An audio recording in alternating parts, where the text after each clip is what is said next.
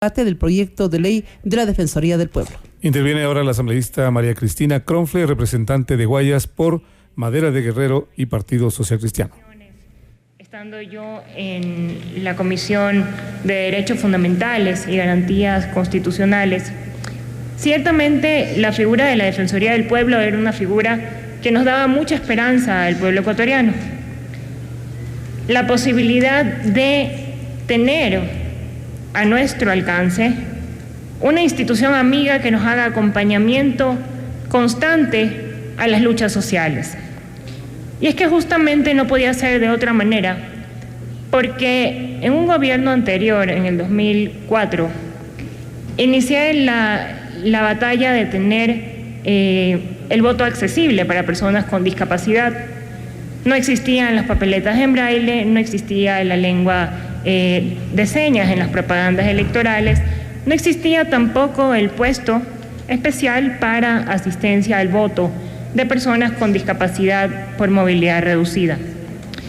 Sin embargo, esta lucha social, que empezó con un reclamo ciudadano, tuvo el acompañamiento, como ya lo dije, de la Defensoría del Pueblo de ese entonces. Y es que ciertamente, compañeros, compañeras, presidenta, ninguna lucha social se ha ganado con reverencia y con miedo. Más bien todo lo contrario. Las luchas sociales se ganan con valentía, con coraje y sin temor a decir lo que los dueños del statu quo, que en este momento evidentemente es el gobierno nacional, tengan como consigna o tengan fijado como política. Si una política o una decisión gubernamental contraría derechos fundamentales, es tarea ciudadana de reclamar y exigir que se corrija esto. Pero es también tarea de la Defensoría del Pueblo acompañar al pueblo ecuatoriano en estos reclamos. La Defensoría del Pueblo debe ser una función sensible y humanitaria, pero no puede ser discrecional. Ellos no pueden decidir cuándo ser sensibles y cuándo ser humanitarios. Es elemental que la voz ciudadana sea acogida por la Defensoría del Pueblo, más allá de sus opiniones personales o aprobación personal del defensor del pueblo. Que al pueblo ecuatoriano poco debería importarle si al defensor del pueblo le parece bien o le parece mal una lucha social. Tienen la obligación de proteger y tutelar los derechos fundamentales, cosa que les determina la Constitución. Y es que el pueblo ecuatoriano, compañeros y compañeras, lo hemos comprobado. Es de todos los colores, es de todas las tendencias ideológicas, tiene una diversidad de pensamiento que no puede tener una sola línea.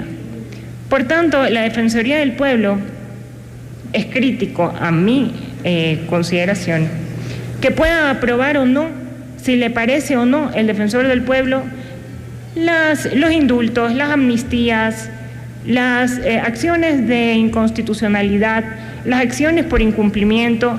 Es realmente preocupante que esto tan solo se lo proponga en un país como el nuestro, en un país que la ciudadanía ha sido dotada de poder y además la ciudadanía misma ha luchado por su empoderamiento diario. También me preocupa, además de coincidir con asambleístas como Fernando Torres, el asambleísta Aguilar, por supuesto también el asambleísta Gabriel Rivera en el criterio sobre el artículo 18.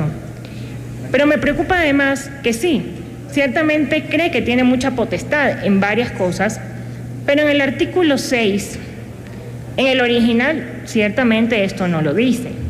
En el artículo 6 dice que, en el numeral 5, que puede elaborar informes, ¿sí?, para presentarlos ante los sistemas de protección internacional, derechos humanos, tales como órganos, comités y otros mecanismos de las Naciones Unidas, Estados americanos y otros de los que el Ecuador evidentemente sea parte.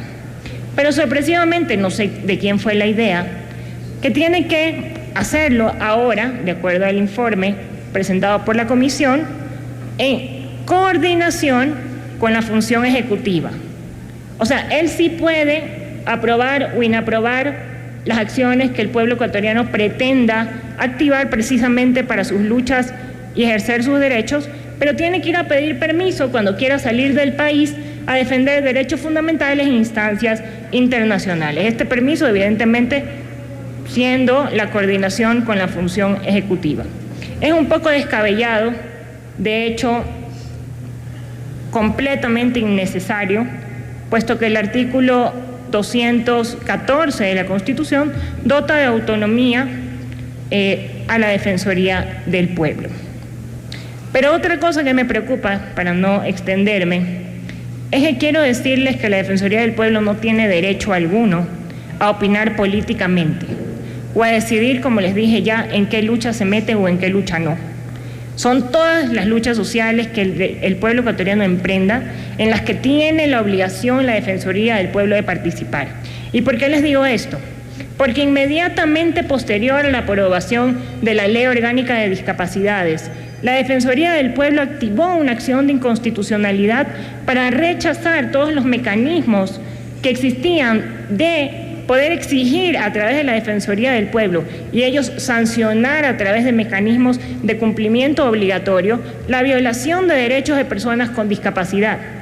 Pero sí no dijo nada cuando el reglamento de la Ley Orgánica de Discapacidades modificó el porcentaje, con lo cual 70.000 compañeros o más quedan sin derechos como personas con discapacidad.